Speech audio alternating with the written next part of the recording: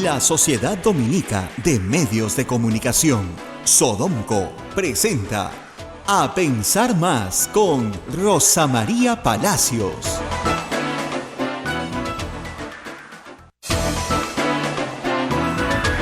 Muy buenos días, señoras y señores, bienvenidos a Pensar Más con Rosa María Palacios a través de las emisoras de la Sociedad Dominica de Medios de Comunicación.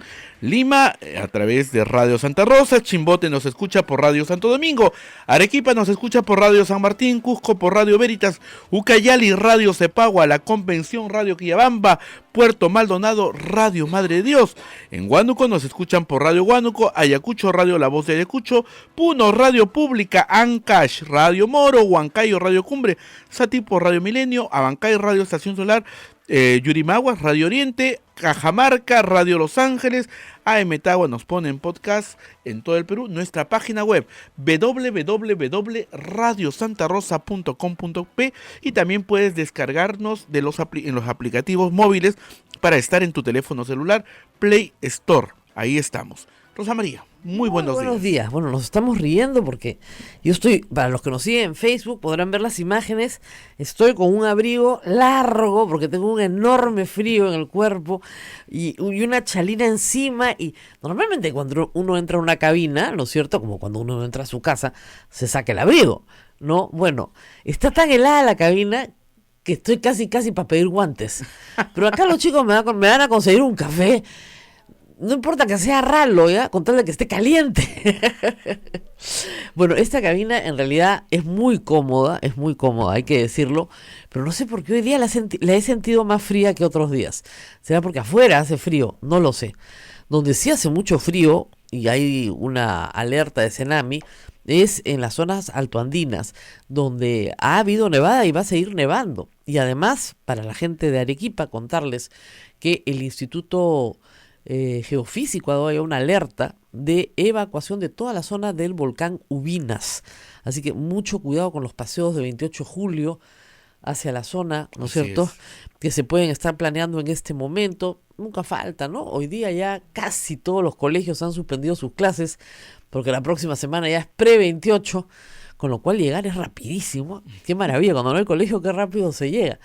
Pero a tener mucho cuidado, no solo con el clima, sino con las alertas que nos dan las agencias que el Estado tiene justamente para eso, para alertarnos en cuestiones climatológicas, en cuestiones geofísicas, como la actividad volcánica de Ubinas, que de vez en cuando, ¿no es cierto?, lanza su fumarola y todo el mundo tiene que estar muy atento en la zona sur, que es una zona volcánica que la gente sabe perfectamente que tiene que convivir con la naturaleza en los mejores términos.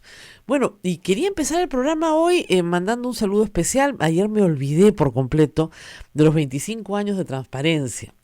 Por si acaso, así, full disclosure, yo soy miembro de la asamblea casi desde el año 2000. Así que por alguna razón me siento las viejitas. Claro, 19 años. Pero yo era de las jóvenes, no entiendo qué pasó. Pasaron los años. Pasó el tiempo. Pasaron los años, creo que en el 2001 entré. Pasó el tiempo, mucha gente, por supuesto, de los fundadores ya no están con nosotros. Se fundó con un propósito además muy noble de hacer educación ciudadana y vigilancia electoral. En el año 94, cuando habían en realidad mucha preocupación ya entonces sobre la limpieza de las elecciones. Y miren qué importante ha sido transparencia en algunos momentos de la vida política del Perú, sobre todo cuando las instituciones llamadas a contar los votos pues estaban completamente corroídas por la corrupción. Estoy hablando de la OMPE en el año 2000. ¿No es cierto? El famoso conteo rápido de transparencia cambió las cosas y creo que dio una luz con data cierta sobre lo que estaba pasando. Entonces, había mucho que celebrar ayer. El presidente de la República fue al homenaje que se hizo, yo no pude ir, pero estoy segura que vendrán 25 años más.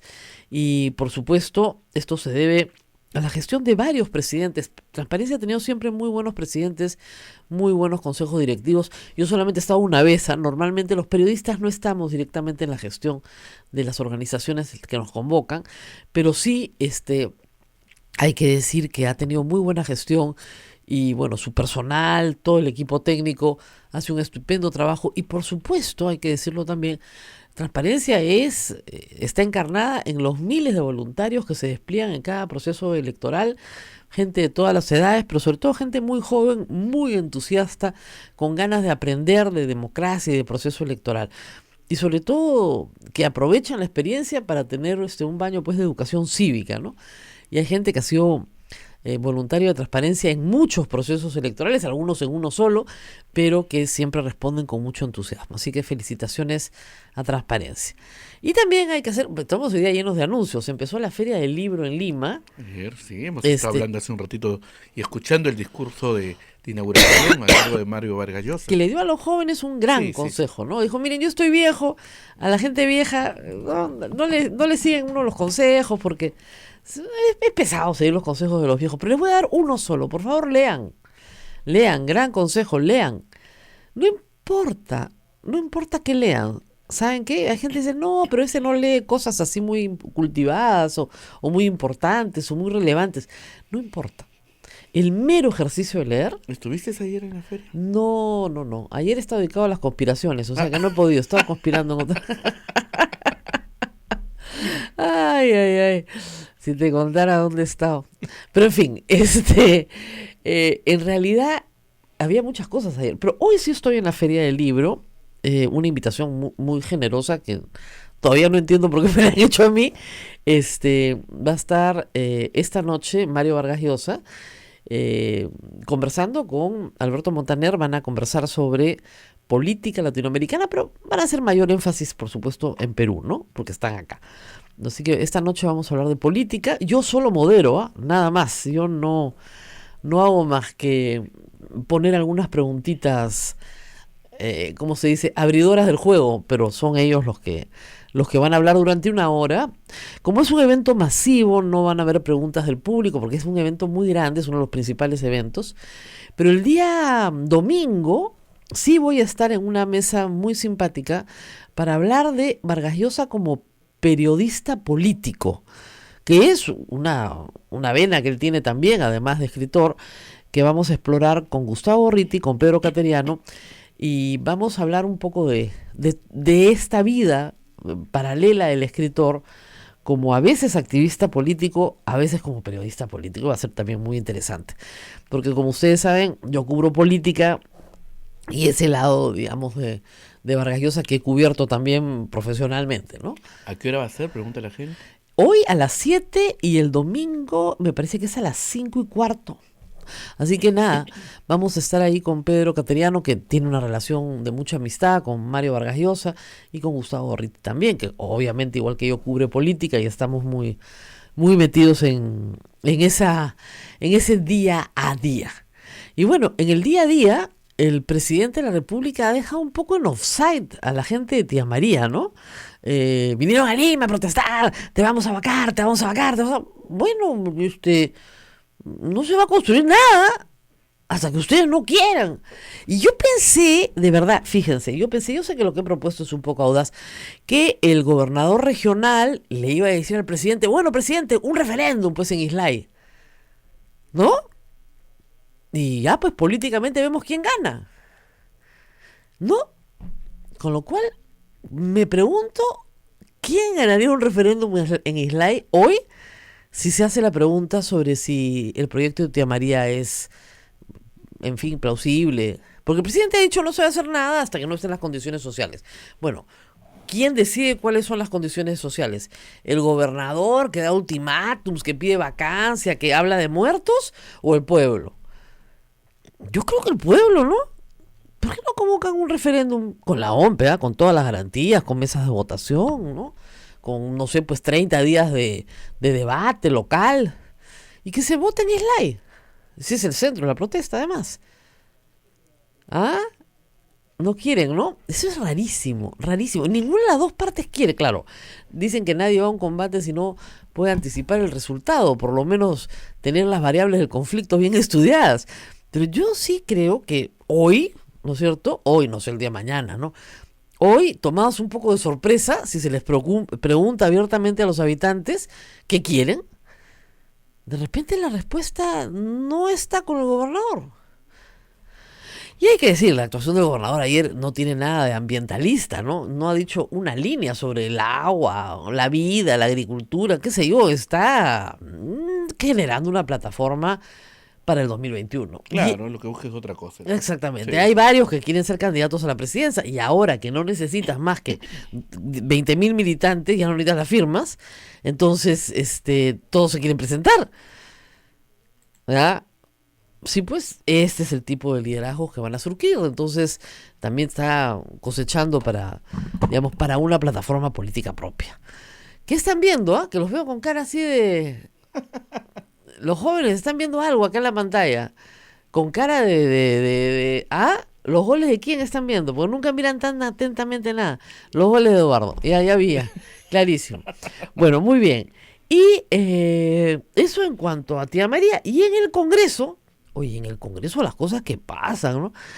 La propuesta de la paridad, dictamen de la señora Rosa Bartra, propuesta por su equipo técnico, ¿no?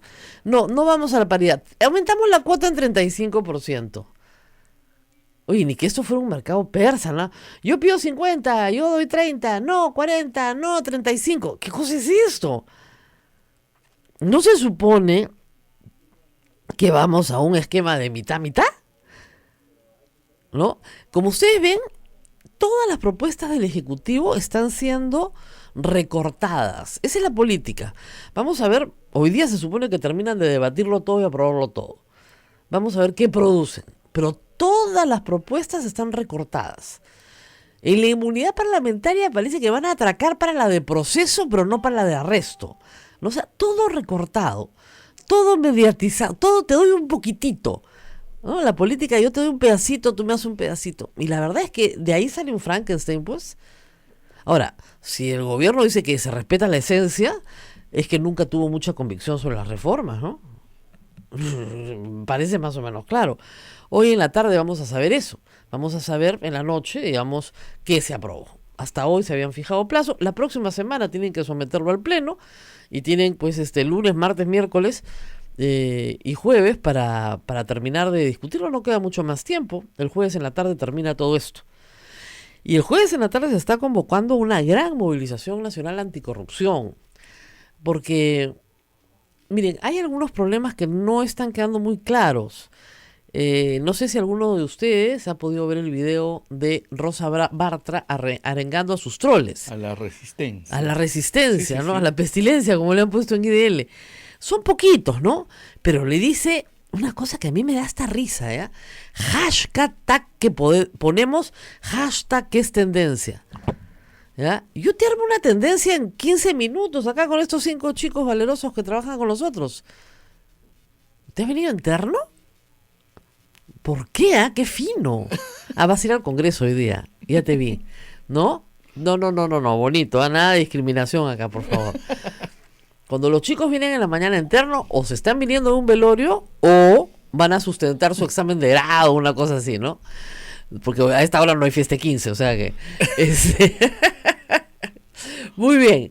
Y tenemos que ir a la pausa y regresamos para hablar de muchas cosas. Vamos a hablar justamente de la inmunidad parlamentaria. Hoy también gran expectativa en el universo. 12:30 del mediodía. Toledo. Porque tú lo pediste. Los vas a volver a ver. I don't speak Spanish. ¿Ya? Es una de las respuestas más graciosas que he escuchado. Muy bien. Vamos a la pausa y regresamos. Sodomco, Sociedad Dominica de Medios de Comunicación. Continuamos con A Pensar Más con Rosa María Palacios a través de las emisoras de la Sociedad Dominica de Medios de Comunicación. Rosa María. Bueno, sí, estamos con el, ex ministro de Justicia, el doctor Aldo Vázquez. En realidad, él es parte de esta casa porque ha trabajado aquí en Radio Santa Rosa. Linda gente ha trabajado acá, dicho sea de paso, no crean. Y nos estaba contando que justamente en el año 92, él trabajaba aquí cuando no teníamos esta bonita cabina. Las paredes estaban, porque es el mismo convento. Transmitía en la cabina chiquita que tenemos ahora ya para emergencias. Y no cerraron esta radio, esa es una anécdota que siempre contamos. En el año 92 porque los militares primero no sabían dónde estaba y segundo era un convento. Entonces ya meterse las Fuerzas Armadas a un convento es más complicado, ¿no? Así que ya saben, muchachos, al próximo golpe nos atrincheramos aquí adentro porque no hay forma de que nos encuentren. Además, tienes que conocer un poco el convento para saber en qué parte del convento estamos, ¿no? Entonces, tuvimos una anécdota también hace poco cuando vino Susana Villarán. Afuera estaba toda la prensa esperando, pero este convento pues es del tamaño de una manzana, ¿no? Entonces ella tenía que ir a la diligencia donde finalmente terminó detenida y le dimos la facilidad de salir por otra puerta. Pero que claro, la otra puerta es indetectable. Absoluto, o sea, tendrías que tener un dron sobre este predio para poder ver cuál es la otra puerta. Porque se imaginarán en un convento que se funda en el siglo XVI la cantidad de puertas a lo largo de 500 años que esto puede tener. Las abiertas, las cerradas y las que podríamos volver a excavar. Así que nada, felices de tenerlo nuevamente en casa. Y vamos a hablar con el doctor Vázquez. Él es en este momento vicerrector de la Universidad Antonio Ruiz de Montoya, una casa con la que tenemos mucha amistad. Y es también, por supuesto, abogado desde hace muchísimos años, trabajando con los jesuitas. Y hablemos de inmunidad parlamentaria porque han dejado para hoy en la comisión de la señora Bartra, en la comisión de Constitución, este asunto que archivaron de plano y que fue el que motivó finalmente la cuestión de confianza y la presencia del presidente en el Congreso. Y que es uno de los que más irrita a la población, pero que al mismo tiempo más defienden los congresistas. Las estadísticas para el Congreso, no solo para esta legislatura, sino anteriores, son muy malas. Las estadísticas son de la peor calidad. 90% de las solicitudes de la Corte Suprema desde el año 96 han sido descartadas de plano. Empecemos por explicarle a las personas, porque muchos juristas así lo afirman, por qué es importante la inmunidad y por qué se mantiene en muchas constituciones. Sí, bueno, en primer lugar, encantado de estar con usted, Rosa María, y muchas gracias por el recuerdo del año 92. Efectivamente, permítame solo decir que es un enorme mérito de la radio. Y es también un testimonio del compromiso de nuestra radio Santa Rosa con el país, con su democracia, con su institucionalidad. Sí, efectivamente, la inmunidad parlamentaria es una institución jurídica, constitucional, que surge a partir del advenimiento de las repúblicas, es decir, a la caída de los absolutismos. El gran hito histórico es la Revolución Francesa, 14 de julio de 1789, pero ya desde una centuria antes, en la Revolución Inglesa, el Parlamento británico también impuso condiciones a la monarquía británica. Y entonces, en ese contexto es en el que surge la institución constitucional de la inmunidad parlamentaria, es decir, para evitar que los regímenes absolutistas, que un rey arbitrario pudiese eventualmente detener a un parlamentario. Ahora, sin embargo, esa institución que tenía esas características varios siglos atrás, hoy día ha venido variando y, por ejemplo, algunos de los países de las democracias más avanzadas ya no tienen esta figura de la inmunidad parlamentaria. No la tiene Inglaterra, ya no la tiene. No la tiene Canadá. No la tiene tampoco Australia, es decir, en el mundo anglosajón ya se prescinde de una institución de esta naturaleza porque resulta innecesaria. Ahora bien, pero también en nuestro propio entorno cultural, y jurídico y geográfico ha venido variando la naturaleza de esta figura. Por ejemplo, en el caso de Colombia o de Chile, es el Poder Judicial el que puede eventualmente levantar esta inmunidad parlamentaria. Así ocurre en Colombia a cargo de la Corte Suprema de Justicia o en Chile a cargo de las respectivas Cortes de Apelaciones o Cortes de Alzada. Entonces, en el caso de Bolivia, la más reciente constitución boliviana también ya ha desestimado absolutamente la figura de la inmunidad parlamentaria. Los asambleístas, como se les llama en Bolivia, no disfrutan de ese derecho. Colombia tampoco. Colombia tampoco, como he dicho, solamente sí. La Corte Suprema puede disponer al respecto. Entonces, ahora, por supuesto, ante la evidencia usted ha señalado la estadística, ante la evidencia de estos casos que la opinión pública conoce como de blindaje, entonces resulta evidente que esta figura no puede permanecer incólume en nuestro ordenamiento jurídico, y a mí me parece muy acertado que se haya planteado esta necesaria reforma a la Constitución, una de las dos reformas constitucionales que han sido planteadas por el Poder Ejecutivo. Claro, ahora, vamos por parte. Ha existido en nuestra historia persecución política contra políticos. ¿Es verdad? O sea, cada golpe de Estado, sobre todo en el Perú, golpes de Estado. Pero no es falso que pueda existir algún tipo de persecución contra un político por sus ideas, por sus votos, por su expresión política, que puede ser agradable para algunos o desagradable para otros. ¿No necesitan algún tipo de protección? No, está claro que sí. Yo creo que llegar a la absoluta extinción, digamos, de la figura de la inmunidad no sería lo más adecuado, pero no es por tampoco, ahora, ¿no? Pero no es tampoco lo que se está planteando, ¿no? Así es. El planteamiento del Ejecutivo se parece a lo que ocurre en el caso de Colombia y en el caso de Chile. Es decir, lo que se plantea es que la inmunidad parlamentaria pueda ser levantada por la Corte Suprema de Justicia. Así es. Algún día, cuando seamos una democracia civilizada, seremos como Australia, como Canadá o Inglaterra, donde todos los ciudadanos somos iguales. Así es. Pero todavía, como en la granja de Orwell, ¿no es cierto?, algunos animales son más iguales que otros. Entonces sí, algún tipo de protección puede haber. Pero la discusión es quién levanta la inmunidad. Esa es toda la discusión en este momento. ¿Y cuál inmunidad? ¿La de arresto o la de proceso? Sí. ¿No? Porque la de arresto, bueno, la de arresto es más clara. Hay una orden de detención. Dos cosas. O hay flagrancia, con lo cual no hay orden de detención, o hay una orden de detención. Y en el caso del proceso, sin embargo, es más complejo, porque los hechos pueden ser anteriores, ¿no es cierto? El proceso puede iniciarse durante el mandato, pero los hechos son anteriores al mandato. Los hechos se pueden producir durante el mandato. Ayúdenos un poco a hacer un poco de estas distinciones para el público. ¿Cómo debería manejarse esto? Sí, bueno, en mi opinión, la inmunidad, sea de arresto o de proceso, debiera dirimirse en una instancia como el Tribunal Constitucional. Es decir, yo adhiero a la posición de quienes han hecho esta formulación. Y esto porque me parece además que puede ser viable políticamente, ¿no? Es decir, se ha cuestionado que sea la Corte Suprema de Justicia la que se pronuncie sobre la inmunidad y se ha dicho que serían juez y parte, claro, en la medida en que son ellos mismos los que requieren Pero, el ojo, levantamiento de inmunidad. El Tribunal Constitucional también es parte, porque el Tribunal Constitucional emana del voto del Congreso y le debe su presencia, y además pueden ser removidos por el Congreso por falta grave. Entonces, ¿cómo vas a poner en la mano de tu supervisor, digamos, su calificación? Sí. Eso no se puede tampoco.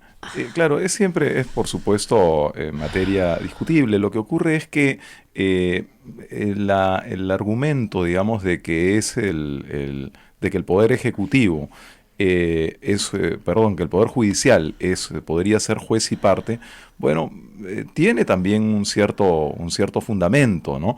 Naturalmente, si los jueces de instancias inferiores requieren a un congresista para que se le levante su inmunidad, podría esperarse que la Corte Suprema actúe en el mismo sentido. Ahora, es verdad que hay un complejo sistema de equilibrios. El Tribunal Constitucional, si bien debe su designación al Congreso de la República, sin embargo, claro, tampoco no necesariamente coinciden los periodos de mandato de congresistas y de integrantes del Tribunal Constitucional, pero por supuesto que no están salvadas, no están cubiertas todas las aristas, ¿no? Pero tenemos que encontrar algún mecanismo que evite que sea el propio Congreso el que se pronuncie sobre la inmunidad, porque de lo contrario va a seguir ocurriendo lo que hasta ahora, es decir, el blindaje en casos absolutamente groseros. Por otro lado, lo que hay que destacar también es que no puede caber inmunidad frente a delitos cometidos con anterioridad. Además, eso sí tiene marco legal suficiente ya, pero el Congreso se resiste al levantamiento de inmunidad incluso respecto de situaciones que son precedentes a la elección a la elección congresal. Así es. Estamos hablando de los casos, por ejemplo, de Donaire, de Dipas, de Benicio Ríos, casos de peculado. Por supuesto. Anteriores, en otra circunstancia de la persona, no en una circunstancia, digamos, de gestión política, sí, de gestión pública en los 3 casos, con resoluciones de condena que el Congreso se niega a aceptar porque tienen una interpretación absolutamente antojadiza de qué cosa es una sentencia firme. Así es. Y la Suprema los requiere y los requiere y los requiere y el Congreso desobedece y desobedece y desobedece. Un desacato completo, o sea, a las resoluciones de a los requerimientos de la Suprema para que entreguen a las personas. Sí, y vulnera además absolutamente la naturaleza de la institución de la inmunidad Claro. parlamentaria, porque como hemos comentado, esta institución que es válida, pero es válida para proteger al congresista respecto de sus opiniones políticas, respecto de sus opiniones en el marco de los debates legislativos, es para protegerlo respecto de los votos que emite en el Congreso, pero no para protegerlo de conductas que arrastra de su pasado. Claro. Y que además terminas generando un incentivo perverso, porque ¿para qué me meto al Congreso? Estas 3 personas no tenían pasado parlamentario. ¿Por qué querían ser congresistas? Bueno, porque hay una alternativa a ir a la cárcel, que es que te protejan dentro del Congreso. Y el otro incentivo perverso es que terminas entregando tu voto a quien te protege. Sí. Que es exactamente lo contrario de lo que busca la inmunidad parlamentaria, que es hacer libre al congresista en su voto. Y favorece toda clase de mecanismos pues de chantaje interno, Así ¿no? es. Como parece estar ocurriendo, incluso también a nivel de la Comisión de Ética, Bueno, eso lo hemos según se va denunciado. denunciando, ¿no? Así, abramos paréntesis, esto lo hemos denunciado, en mi caso, desde octubre del 2016, en el famoso artículo de Lágrimas en el baño mujeres. Maritza García fue mi fuente y ahora es público.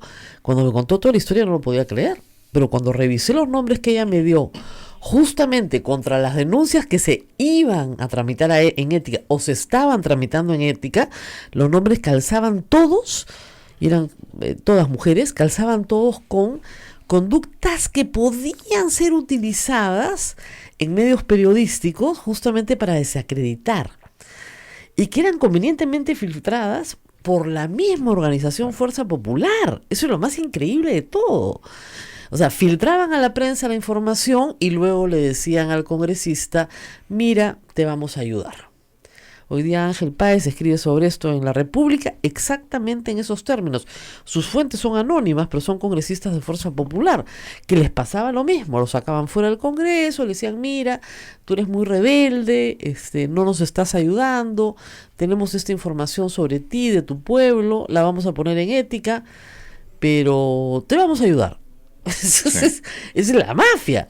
Y la lista de procesos, digamos, o de denuncias, si se quiere, en la Comisión de Ética, ya sea por conductas impropias o por delitos previamente cometidos, es bien larga. Casi Claro. llegan los 90 congresistas y 2/3 son 60 y tantos son de Fuerza Popular.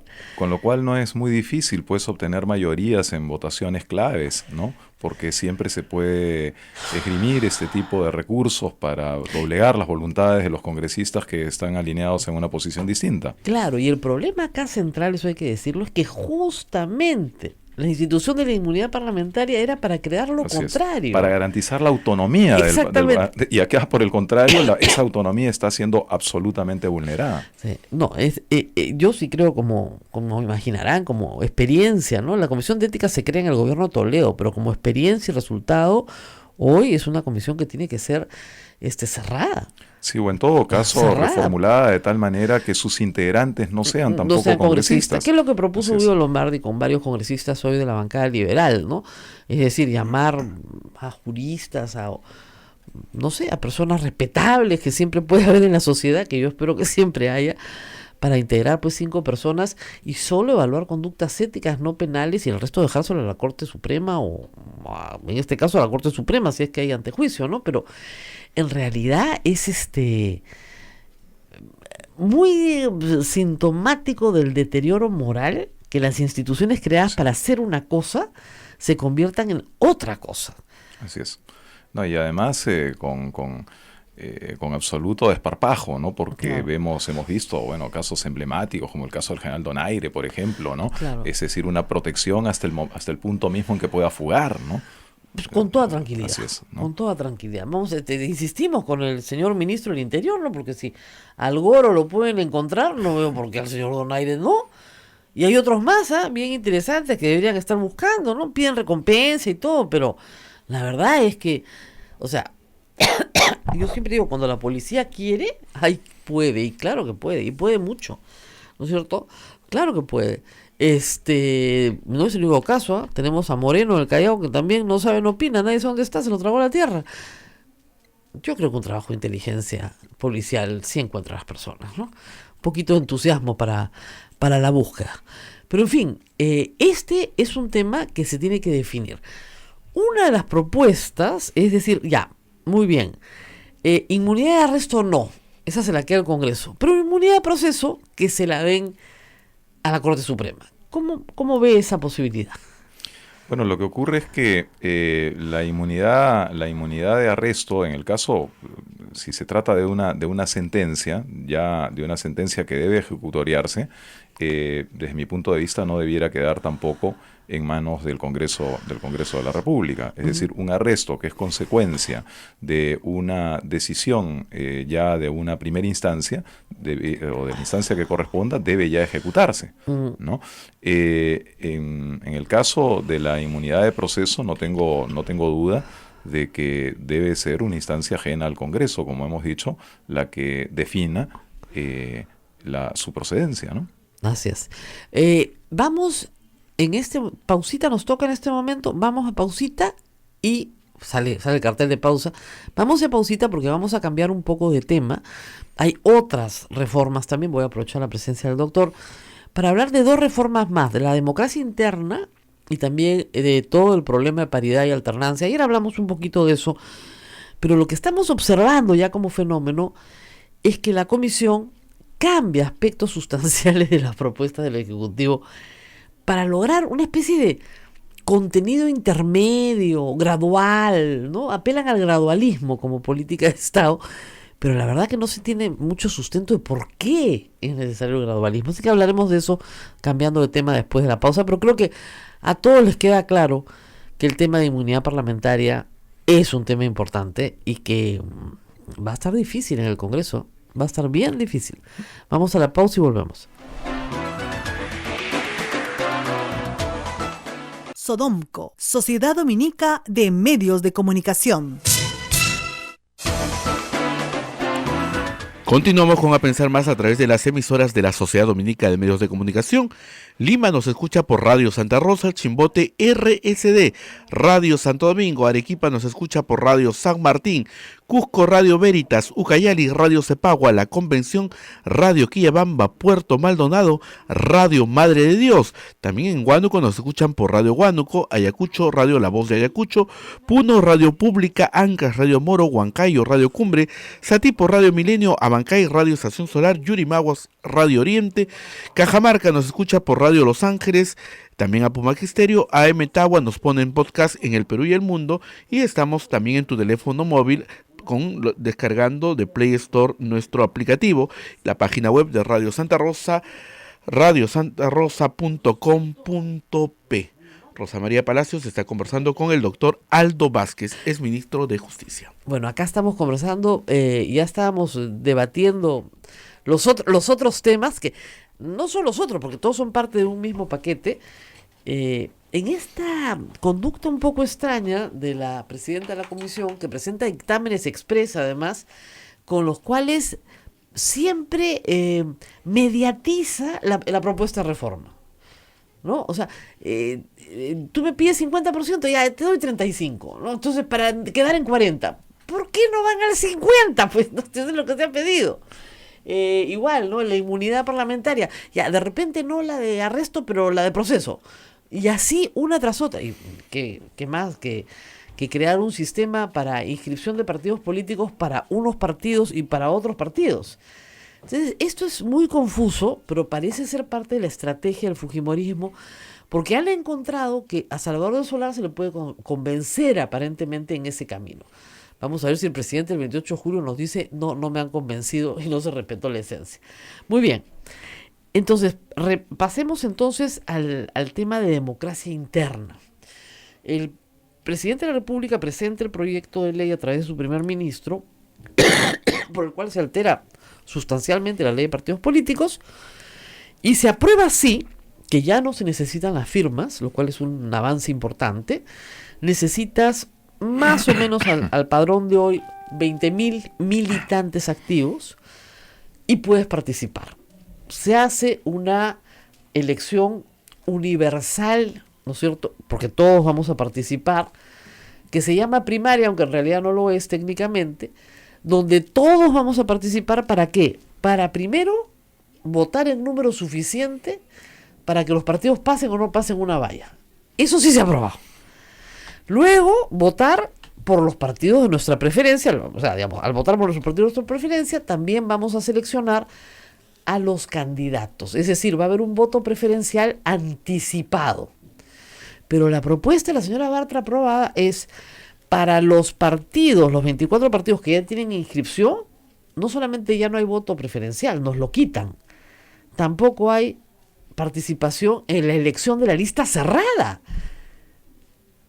Eso es un disparate. No sé qué piensan ustedes. Bueno, la situación es todavía mucho más grave, ¿no? Porque el voto preferencial, si bien ha resultado nefasto para la democracia en el Perú, sin embargo, tendía en su momento quebrar el poder de las cúpulas partidarias. Así es.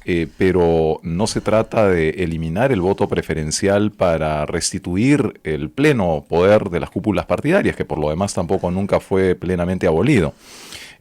Se trata más bien de sustituir el voto preferencial por elecciones primarias, por elecciones internas, de tal manera que los militantes y la ciudadanía puedan seleccionar previamente dentro de una votación preliminar a nivel de los partidos a los que resultarían candidatos, ¿no? Ahora, este es un mecanismo que tiene diferentes variantes y que se aplica en diferentes países. Bueno, son muy famosas las elecciones primarias en los Estados Unidos. El modelo que ha sido propuesto tiene más semejanzas con lo que llaman las PASO en la Argentina, ¿no? Y también en Uruguay, aunque en Uruguay hay matices diferentes, ¿no?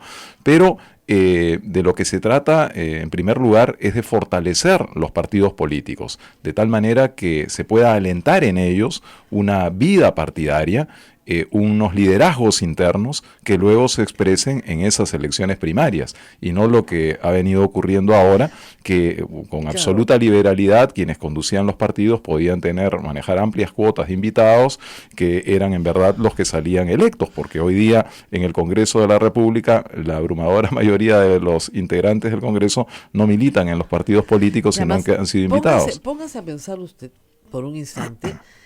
Les mantienen el 20% de invitados, pero no dicen en qué orden de la lista van a ir, y son listas cerradas. Así es. Con lo confeccionadas por el partido. Ganan los primeros puestos. Así es, nada más. Y serán los invitados puestos por la cúpula. Así es. Con lo cual podría repetirse además los mismos porcentajes que hay hoy respecto de invitados, ¿no? Así es, igualito. Así es. Y por otro lado ya sabemos también que los invitados guardan, pues, como es natural, pocas lealtades a los partidos que los convocaron, porque no sienten un compromiso ni tienen tampoco un vínculo ideológico con el partido. Eso ha sido un poco gracioso, porque le decían a los miembros de la comisión de alto nivel, ¿no?, que en realidad eran expertos, muy académicos, pero que nunca habían militado, entonces no tendrían por qué saber lo que era militancia. Y la respuesta fue, bueno, de los 130, 90 no son militantes. Así entonces, ¿qué cosa van a aprobar? Estamos hablando entre iguales, ¿no? O sea, tampoco son militantes de ningún partido político. Pero además sin conocimiento técnico alguno, en el caso de los congresistas. De los 73 congresistas de Fuerza Popular, solo 11 son militantes de Fuerza Popular. Así es. 11, nada más de los que salieron elegidos. Todos los demás son invitados, no militan en ninguna parte. Así es, que es además Fuerza Popular un partido con relativamente pocos militantes en comparación con el APRA, con Acción Popular, con el Partido Popular Cristiano. Así es. Entonces, esta es una reforma que según la señora Bartra, según ella, el señor Salvador de Solar ha aprobado, pero yo creo que no respeta en nada la esencia. La esencia no era volarse el voto preferencial para sustituirlo por el Lucas de la cúpula. Eso es exactamente lo que nos están dando. Y la única solución que tenemos los votantes es no votar por esos partidos. Así es. Y además se establece un doble estándar que es absolutamente inaceptable, ¿no? Es decir, entre partidos que ya tenían inscripción y que tienen un modelo y partidos nuevos que podrían tener un modelo distinto. Eso no ocurre en ningún lugar del mundo. Eso es inédito, absolutamente inédito. Son dos tribus, la tribu de los que ya tenemos casa propia y ustedes que son inquilinos precarios, por favor, por la puerta de atrás. O sea, es una cosa de locos. Lo que puede pasar es que el cálculo político les salga mal y que puedan ser muy castigados por la población, esos 24 partidos, diciéndoles, oigan, en realidad ustedes están abusando de un privilegio y que sobrevivan muy pocos en la votación. O sea, de hecho los 24 no van a sobrevivir, eso está clarísimo. Va a haber una depuración. Pero como es muy fácil volverse a presentar de nuevo, no hay mayor problema. Pero sí es cierto que puede haber un castigo muy grande, porque te están imponiendo una lista y tú tienes que ratificar la lista. O sea, con el voto preferencial tú decías, ya, me gusta este partido más o menos y me gusta este señor. Claro. Pero los que están al lado de él no me gustan nada, ya, pero él me gusta. Entonces yo voto por él para que salga él. Ahora, si te dan una lista cerrada, tienes que ver cuál es el primero, porque ese va a salir de todas maneras. Sí. Entonces, por ese primero, de ninguna manera. Sí, ahora no se trata solamente de este incalificable doble estándar que se establece entre los partidos políticos, sino que además sustancialmente lo que hay es una vulneración de los derechos de los propios militantes de los partidos políticos, ¿no? Que se van a ver privados o cuando menos disminuidos, porque claro, seguramente se aplicará su estatuto y habrán algunas modalidades de elección interna, pero que no tendrán pues las garantías suficientes que son aquellas a las que aspirábamos. ¿Por qué? Porque pónganse a pensar, en una circunscripción donde hay 5 parlamentarios, ¿no es cierto? El que va uno, ese es el que va a entrar. No hay otra forma, porque no hay voto preferencial. Entran exactamente en el orden en el que han sido propuestos por la cúpula partidaria. Así es, el que va uno, ese es, no hay más. El resto están ahí de relleno. Como ocurre actualmente con las listas de regidores, ¿no? Es. En las elecciones municipales. Entra, el que gana se lleva la mitad más uno. Ya sabes que si son, pues, no sé, 9 y tú eres el 5, solamente si entra el alcalde. Así es. Y hay gente que incluso acepta así, no, a mí me pones en el puesto 5 porque solo si entras tú, nada más. Sí. Si no entras tú, no me interesa. Hay gente que no, que sí quiere estar de todas maneras, aunque sea en la oposición. Pero también es cierto que en el caso de los parlamentarios, que es el caso que se está discutiendo en este momento, si la cúpula puede hacer, y está obligada a hacer de acuerdo a la ley, porque después nos van a decir que no estamos dando la información completa, está obligada a hacer elecciones internas, un militante, un voto. Se acabaron los delegados. Con presencia en la OMPE y a nivel nacional. Con un padrón preaprobado, o sea, con DNI, con todo. Muy bien. Entonces, no sé, si tiene 100.000 militantes, los 100.000 van a votar. Bueno, obviamente hay gente que no irá, pero la que deba ir, tiene que ir. Muy bien. Y arroja un resultado. Entonces yo como militante estoy primero en la votación de mi localidad. Entonces yo voy primero en la lista, o eso creo yo. Pero de Lima, el partido que maneja el 20% de la votación, de la cúpula, me dicen, no, ¿sabes qué? Tú vas como... el uno va a ser fulanito de tal, que es nuestro invitado. Sí. Entonces tú dices, oye, pero yo he hecho campaña, yo he trabajado con mi militancia, he ido a mis bases, me han apoyado, yo salí uno. Sí. No, por supuesto, eso es una privación de la posibilidad de ser electo finalmente, claro, eso va a ser un de los lío. militantes. Pero además también hay una afectación pues a los simpatizantes, a los adherentes que podrían eventualmente haber querido participar. Hay partidos históricos que tienen pues un entorno que va mucho más allá de su propia militancia, ¿no? Y que se verán privados de poder expresar sus simpatías por unos o por otros. O hay también figuras públicas que militan en los partidos y que aspiran a ser elegidos, que tienen una trascendencia, es decir, que van más allá del reconocimiento interno de su partido. Además, y que, hay otro tema más complicado, pero me lo preguntó Alberto Bengolea, me dijo, ¿por qué ese 20% solo puede ser para invitados? Que sea también para militantes. Digo, pues si ahí alteras toda la elección. No, porque pues, imagínate, tienes a una persona que no es muy conocida en el partido, pero que el partido quiere apostar por él.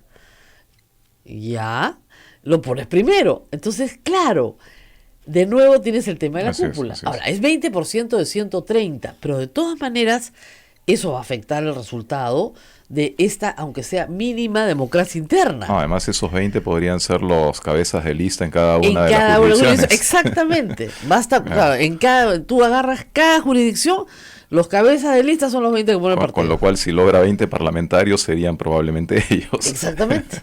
Nadie Sí, más. Así es. Es pues bien complicado hacerlo de esa manera. El porcentaje de 20% puede terminar siendo muy alto y puede terminar perturbándolo todo. Sí. Y como comentábamos hace un rato Sí. en la pausa, claro, la comisión Tuesta ha sido muy explícita en señalar pues que su propuesta estaba articulada, ¿no? Es una propuesta de conjunto. Eso Entonces, es. claro, se quiebra el propósito final de la reforma cuando se hacen pues este tipo de remiendos, ¿no?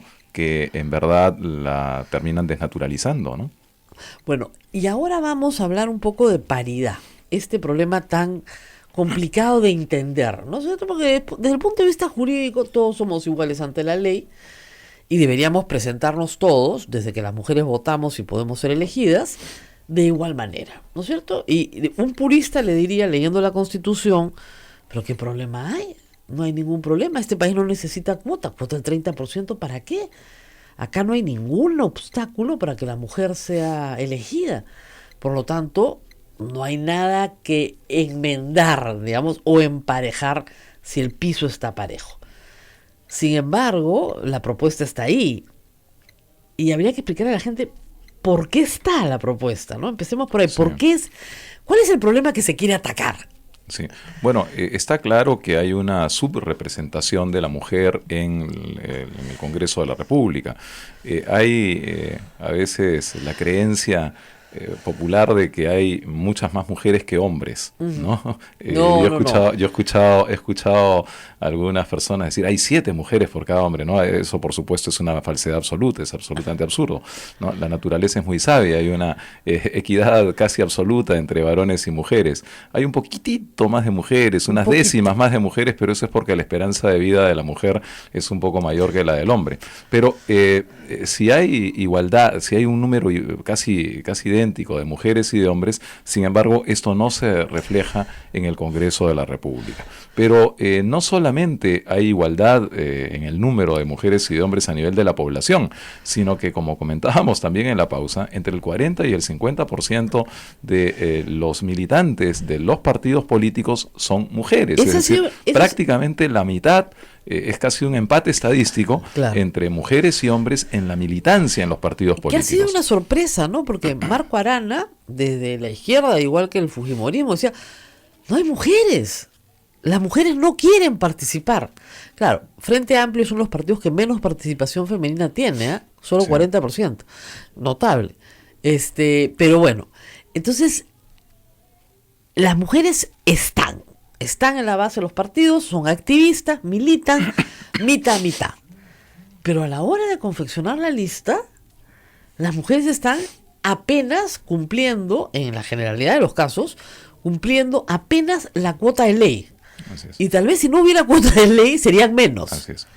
¿Qué es lo que está pasando? Es la pregunta que tenemos que hacernos. Claro, e incluso cumpliendo... ¿Qué pasa en ese salto entre la militancia y la aparición en la lista? Así es. E incluso cumpliendo la cuota de ley, la representación incluso es menor a la establecida en la cuota de ley. Claro. Es decir, porque el propio elector también vota por las figuras públicas más conocidas. Así es. ¿No? Digamos, pero siempre se ha acercado, ¿eh? O sea, desde sí. que se instauró, primero ayer recordábamos fue 25% sí. y luego aumentó a 30%, pero desde que se instauró, el resultado final se acerca. O sea, hoy en día el Congreso es 27% femenino, la cuota es 30%. Está hay alrededor. Una participación creciente de la mujer en la vida pública. Pero siempre acercándose a la cuota, sí. Siempre. Antes, por supuesto, antes la cuota no estaba. Claro. Y en las elecciones municipales, donde no hay cuota para elegir alcaldes, no están. Claro, no la participación es mucho menor. Claro, no hay, casi no hay alcaldesas provinciales. Ni, ni gobernadoras regionales. Ni una gobernadora regional, porque es de a uno. ¿Qué es lo que pasa ahí? Lo que te dicen las mujeres. Nosotros queremos participar, pero no nos dan espacio, porque los varones controlan las cúpulas de los partidos. Entonces no hay forma. Claro, y en esa misma medida tampoco no se promueven de modo suficiente liderazgos femeninos en los niveles local y regional. Claro. Es verdad que hay mujeres que tienen una participación ya muy activa en la vida pública nacional, ¿no? Pero sobre todo en los niveles local y regional eso no ha ocurrido.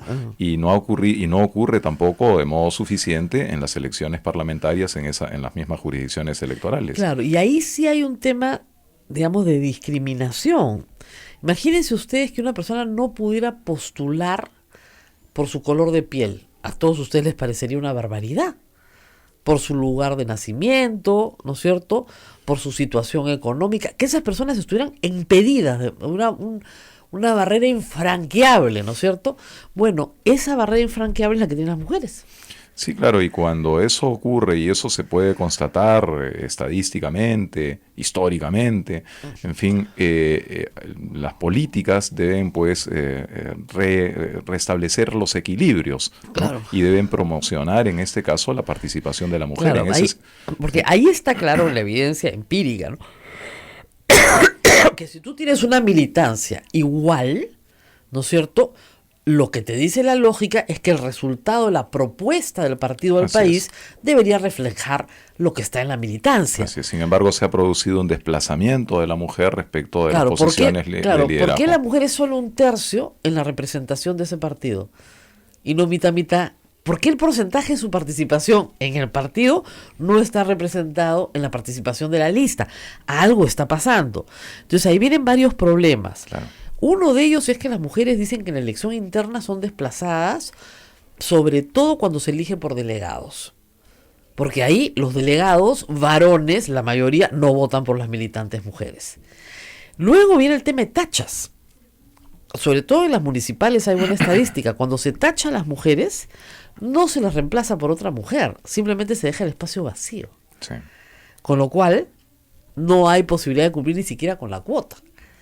Entonces hay de nuevo ese problema. Y así hay pequeñas evidencias de exactamente lo que yo lo comentaba ayer. En Estados Unidos, cuando se cambia la doctrina de separados, iguales pero separados, lo que constata la Corte Suprema es que no éramos iguales, ¿no? Y estábamos separados. Entonces la educación para los blancos era de mejor calidad que para los negros, los servicios públicos eran mejor calidad para los blancos que para los negros, justamente porque estaban divididos. Así es. Entonces, señores, ahora los servicios, las escuelas son integradas, los servicios de salud son integrados, los baños son integrados, todo es integrado para que todo tenga la misma calidad. Y se logró. 50 años después se logró. Acá es lo mismo, señor. Digamos, todos somos iguales, sí, pero a la hora de ver las cosas resulta que por una práctica cultural las mujeres son desplazadas. Claro, es un resultado nefasto y además, por supuesto, la experiencia pues de la mujer es hoy día altamente valorada y necesitamos, por supuesto, más mujeres en las más altas responsabilidades y fundamentalmente en el Congreso, ¿no? No cabe ninguna duda al respecto. Ahora, esperemos pues que el Ejecutivo sea un poco más firme en la demanda de que se mantengan, digamos, los presupuestos originales de las propuestas que ha llevado al Congreso de la República.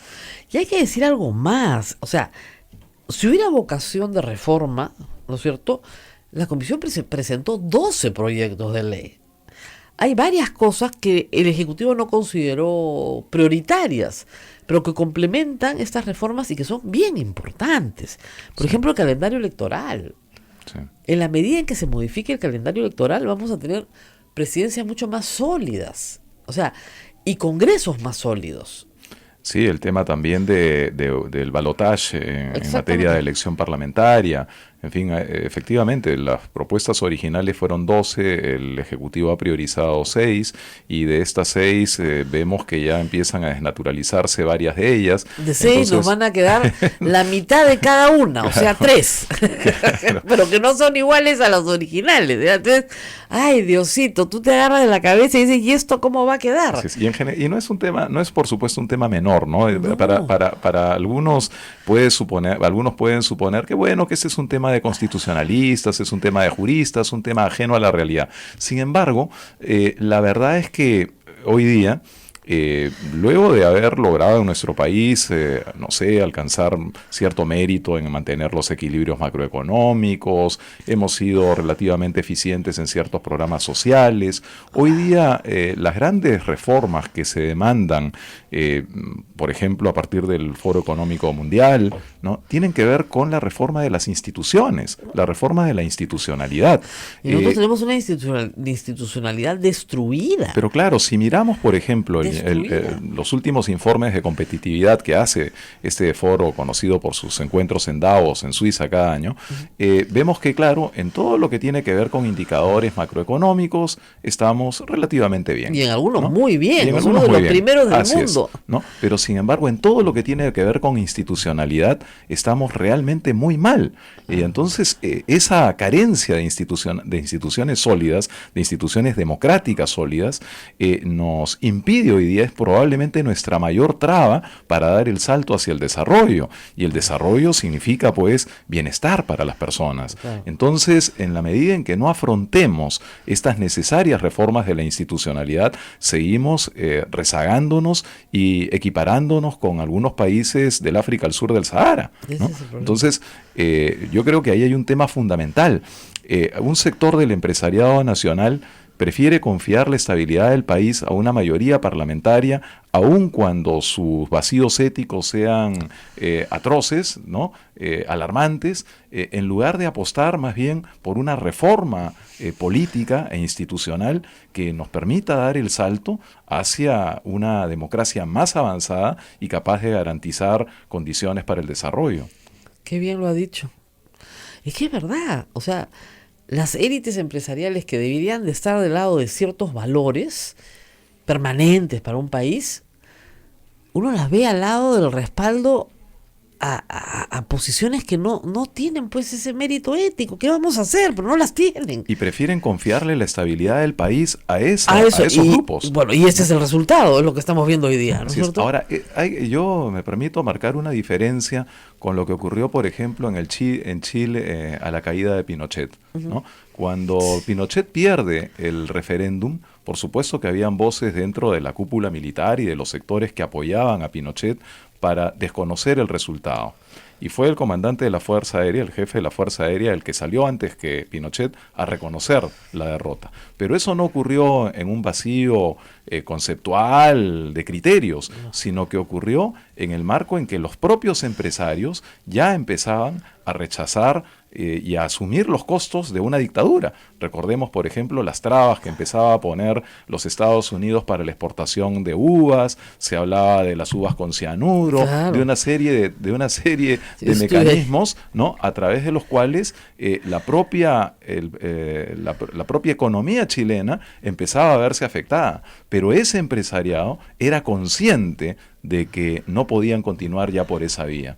Entonces, aquí necesitamos unos liderazgos renovados que piensen más que en el interés inmediato, en un proyecto de país que nos incorpore a todos. Así es. Y bueno, nos tenemos que ir despidiendo porque tenemos misa del Señor de la Justicia. Ahorita ya me está mirando a ver con cara de que nos estamos pasando de la misa. Pero sí, es importante terminar la semana con estas ideas de que sí es posible una renovación, los proyectos están ahí. Ojalá que el Congreso se ilumine y que finalmente podamos obtener. ¿Tenemos preguntas? Sí, pero sobre todo sobre el caso Toledo. Ah, sí. Preguntan al doctor qué piensa si hoy día el doctor Toledo saldrá libre o le darán la fianza, pagará la fianza y saldrá, o los jueces norteamericanos lo tendrán recluido en prisión hasta que venga a Perú. Bueno, daría la impresión, por lo que estamos viendo hasta ahora, que es muy poco probable que se apruebe esta que se le permita salir bajo fianza al señor Toledo. Y parece poco probable, yo diría, por dos razones fundamentales, ¿no? Una, porque el propio juez Hickson ya lo ha llamado fugitivo a Toledo, ¿no? Y ahora, eso ya parece... Claro, pero se llama así, ¿ah? Sí, pero es probable, habría que ver la casuística, acá ¿no? suena feo porque todo el mundo recuerda la serie El Fugitivo, ¿no? Bueno, pero los gringos tienen esos términos que acá suenan raro, pero sí. Hay una constatación, digamos, de que Toledo pues está evadiendo la acción de la justicia. Así es. Y por otro lado, la fiscal a cargo del proceso y quien va a representar en esta audiencia los intereses del Estado peruano, la fiscal federal norteamericana, también ha señalado que no hay ninguna causa excepcional que justifique la fianza para Toledo, es decir, no está enfermo, no tiene ningún padecimiento que exija que esté en su domicilio. Entonces, daría la impresión... No, y además la otra cosa que se examina mucho allá es qué recursos tiene esta persona para evadir la acción de la justicia. Entonces lo que van a decir, perdón, Así es. Este señor tiene recursos ilimitados. Sobrados recursos, claro. Entonces puede... Y además está claramente evadiendo la acción de la justicia del Perú desde hace más de 2 años. Entonces, todos y tiene esos son recursos elementos económicos, tiene, lo que van a decir es, tiene contactos como presidente, contactos políticos, su esposa tiene varias nacionalidades, le puede facilitar la huida a otro país. Todo eso se considera, además, como ustedes imaginarán, Toledo puede salir del estado de California y tener que iniciarse otro proceso en otro estado que interponiría también, porque aunque les parezca mentira, si cambia 50 veces de estado, hay que volver a iniciar el proceso en cada estado, ¿ya? Entonces, o lo tienen que extraditar de un estado a otro estado para seguir el proceso de extradición al Perú, lo cual lo hace todo mucho más complicado. Entonces, para evitar que salga del ámbito de la jurisdicción donde está hoy, afianzado hoy, tal vez una fianza no sea lo único que se pida, si es que se logra pedir, es también un grillete electrónico. Un grillete electrónico para seguimiento, ¿no? Exactamente. Pero yo estoy convencido que la justicia norteamericana, que ya ha adoptado estos pasos iniciales, no va a dejarlo a Toledo en posición de que pueda escapar, ¿no? De ventaja no. No, nos vamos. Me están señalando ahí que nos vamos a misa. Y yo sé que nos vamos a la misa. Todos a rezarle al Señor de la Justicia. Pero antes, no se olviden que acá vivimos de la divina providencia. De verdad, ¿eh? O sea, acá es lo que su generosidad es la que nos permite sobrevivir. ¿Cómo colaborar con nosotros? Entran a la página web de Radio Santa Rosa, www.radiosantarosa.com.pe. Hay un cuadradito que dice PayPal. Ahí hacen clic, ¿cómo hacen clic? Ya, con efectos especiales, ¡pum!, se abre un cuadradito y ustedes tendrán ahí cómo poner su tarjeta de crédito y nos ponen una generosa cantidad que será muy agradecida. Mira, debe estar entrando algo de plata, porque estos chicos no hay día que no se olviden, o sea, todos los días lo ponen en la pizarrita y me hacen sí. Algo debe estar entrando. Muy bien, le agradecemos a todos los que colaboran con la radio, a el ex ministro Aldo Vázquez, vicerrector de la Universidad Antonio Ruiz de Montoya, por haber estado con nosotros, y por supuesto con esa voz radial que tiene voz radial, ¿no? Sí, deberíamos reclutarlo nuevamente para las transmisiones de Radio Santa Rosa. Muchas gracias por la invitación, encantado de estar con usted. Y nos vamos, Rosa María, hasta el lunes. Hasta el lunes, no se olviden de ir a misa, nos vemos.